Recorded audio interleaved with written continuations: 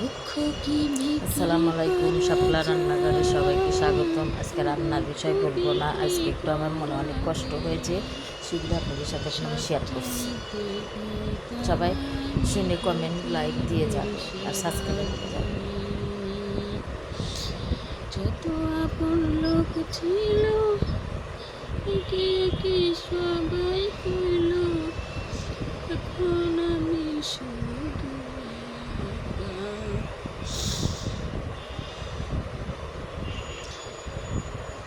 আপন লোকেরা শুধু আমার হাসিটাই দেখে, আর কষ্ট তারা বোঝে না। আমি তো তাদের সামনে শুধু হাসি মুখে থাকি, কখনো জানি তারা বোঝে না আমার মনের কষ্ট।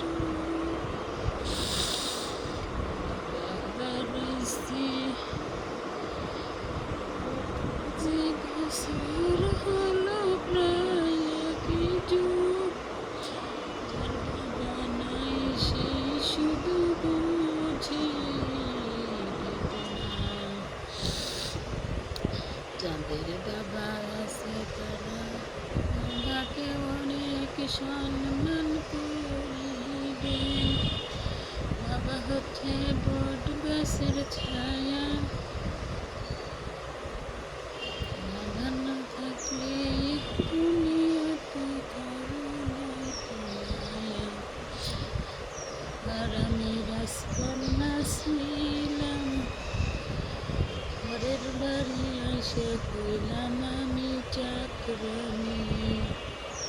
সারাদিন রাত কাজ করেও হয় না তাদের মনে, সারাদিন যে তুই করি পরিশ্রম, তাদের কাছে নাই কোনো সুনাম। তারা শুধু ভাবে আমি সারাদিন বসে মোবাইল টিপাই। এই তো দুনিয়া আপনার পরের ভেদাভেদ, যার বাবা নাই সেই বুঝে শুধু